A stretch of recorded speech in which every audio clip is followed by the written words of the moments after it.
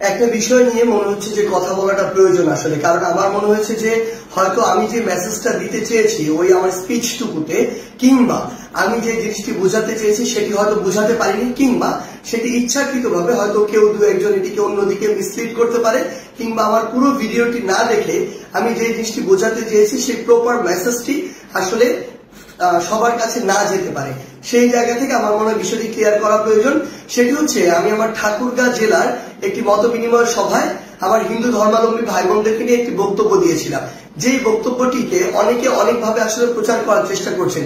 প্রথমে আমি একটি জিনিস স্পষ্ট করি, সেটি হচ্ছে এই বক্তব্যটি শুধুমাত্র ঠাকুরগাঁ জেলার জন্য প্রযোজ্য ছিল, কারণ আমরা তো অনেক জেলায় গিয়েছি, বাকি জেলায় তো এই কথাগুলো বলিনি। তার মানে ঠাকুরগাঁ জেলায় এই বক্তব্যটির একটি বিশেষত্ব রয়েছে, এবং এটি সত্য। আপনি যখন ঠাকুরগাঁ জেলার ওই আমাদের আসনগুলোর দিকে দেখবেন সেখানে যে ভোটের সংখ্যা, সেখানে আমাদের হিন্দু এবং মুসলিম যে ধর্মাবলম্বী ভাইরা রয়েছে তাদের মধ্যে ভোটের রেশিওটা হচ্ছে অনেকটা 45-55 বা কিছু কিছু জায়গায় 50। ইভেন আমার যে ইউনিয়ন সেখানেও এটি প্রায় 45-55 এই ভোটের সংখ্যাটি হিন্দু ধর্মাবলম্বী এবং মুসলিম ধর্মাবলম্বী ভাইদের মধ্যে।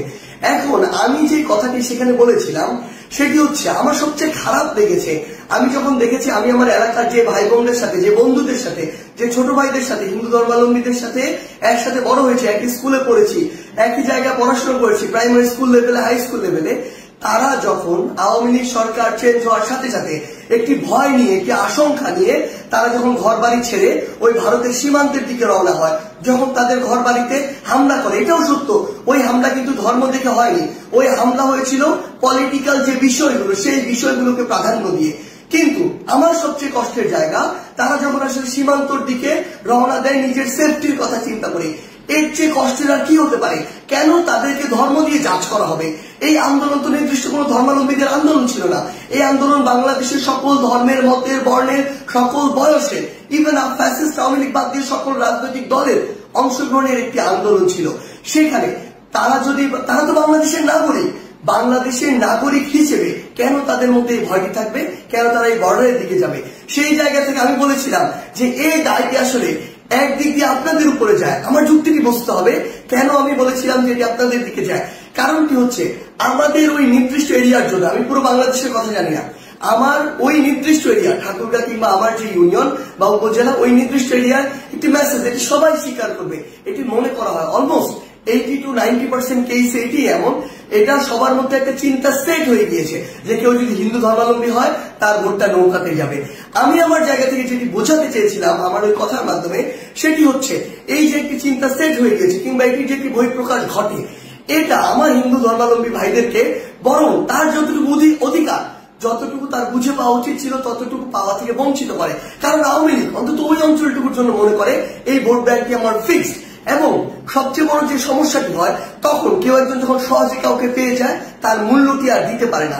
সেম জায়গায় আপনারাই, আমাদের যারা হিন্দু ধর্মাবলম্বী ভাই বোনরা রয়েছে, আপনারা চিন্তা করুন তো, এই বাংলাদেশে বিগত 16 বছর কত বড় বড় ঘটনা হয়েছে, বিভিন্ন উপাসনালয় থেকে শুরু করে হিন্দু ধর্মাবলম্বী ভাই বোনদের উপরে, কোনটির বিচারের সর্বশেষ এবং যৌক্তিক একটি বিচার এই বাংলাদেশে আওয়ামী লীগের আপনারা দেখতে পেয়েছেন? আওয়ামী লীগের আমলে আপনারা দেখতে পান নাই। বড় বড় যদি হাতে গোনা 5টা ঘটনা আপনি একত্রিত করেন, কোনটার আপনারা এই পর্যন্ত যৌক্তিক বিচারটি পান নাই।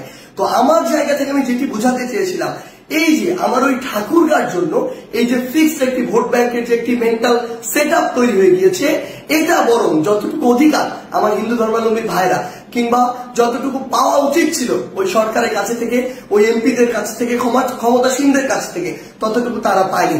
আবার বিপরীত দিকে আরেকটি ঘটনা হয়েছে সেখানে, সেটি হচ্ছে বিএনপিরা মনেই করে যে আমার যারা হিন্দু ধর্মাবলম্বী রয়েছে সেখানে তারা সম্ভবত অধিকাংশ ক্ষেত্রেই তাদের ভোটগুলোতে নৌকাতে যায়। সেই ক্ষেত্রে তারা যদি কখনো ক্ষমতায় আসে বা থেকে থাকে, তাদের কাছেও যতটুকু গুরুত্ব পাওয়ার কথা বা যতটুকু প্রায়োরিটি পাওয়ার কথা ততটুকু পায় না। তো দিন শেষে কি দাঁড়ায়? দিন শেষে তারা আসলে বোথ সাইড থেকে, আমার জায়গা থেকে মনে হচ্ছে ওই নির্দিষ্ট এরিয়াটিতে বঞ্চিত হয়েছে। এই জায়গায় আমি বলতে চেয়েছিলাম, আপনার কোথাও ফিক্সড হওয়ার প্রয়োজন নেই, যে আপনার কথা বলবে, আপনার কথা শুনবে, আপনার যেটুকু অধিকার সেটুকু বুঝে দিবে এবং আপনার প্রয়োজনে আপনার পাশে দাঁড়াবে, আপনি তাকে ভোট দিবেন। কোন দল দেখার প্রয়োজন নাই, মার্কা দেখার প্রয়োজন নাই, ভোট দিবেন যে আপনার জন্য কাজ করবে তাকে। এবং আরেকটি যে স্পষ্ট করি, একদম 5 অগস্টের সেই ছাত্র জনতার অভ্যুত্থানের দিনে সন্ধ্যায় যখন আমার ইউনিয়ন থেকে আমার একজন বন্ধু ফোন দিয়ে বলে, হিন্দু ধর্মাবলম্বী একজন বন্ধু, কারণ আমার ইউনিয়নে 45-55 হচ্ছে এই রেশিওটা হিন্দু ধর্মাবলম্বী এবং মুসলিম ধর্মাবলম্বীদের মধ্যে। তো আমার বন্ধু যখন একজন ফোন দিয়ে বলে যে তারা আশঙ্কা করছে যে তাদের পুরো একটা ব্যবসায়িক প্রতিষ্ঠানে কিংবা বাসায় আটক হতে পারে, অ্যাটাক হতে পারে, সেই জায়গা থেকে সাথে সাথে 5ই অগস্টের প্রথম আমার হিন্দু ধর্মাবলম্বী ভাইদেরকে যেন প্রোটেক্ট করা হয় সেই বিষয়ের ভিডিও যার থেকে গিয়েছিল তার নাম সার্জিস।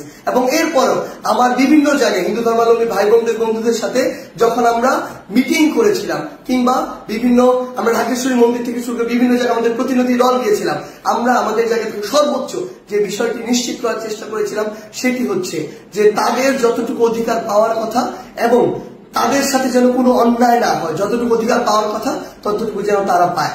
হয়তো আমি আমার জায়গা থেকে সেদিন আমার মেসেজটি ঠিক মতো বুঝাতে পারিনি, যদি আমার সীমাবদ্ধতার কারণে আমি বুঝাতে না পারি সেই জন্য অবশ্যই আমি আমার জায়গা থেকে দুঃখ প্রকাশ করছি, এটি করতে আমার বিন্দুমাত্র সমস্যা নেই। কিন্তু আমার যে উদ্দেশ্যটি ছিল সেটি ছিল অবশ্যই আপনাদের যে অধিকার সেই অধিকারের পক্ষে। এবং আরেকটি জিনিস স্পষ্ট করে বলে দিতে চাই, বাংলাদেশের নাগরিক হিসেবে যতদিন আপনি আপনার এই অধিকারটুকু বুঝে না পাবেন ততদিন আপনাদের পক্ষে আমাদের সবার যে লড়াই, বৈষম্য বিরোধী ছাত্র আন্দোলনের যে লড়াই, সেটি চলবে।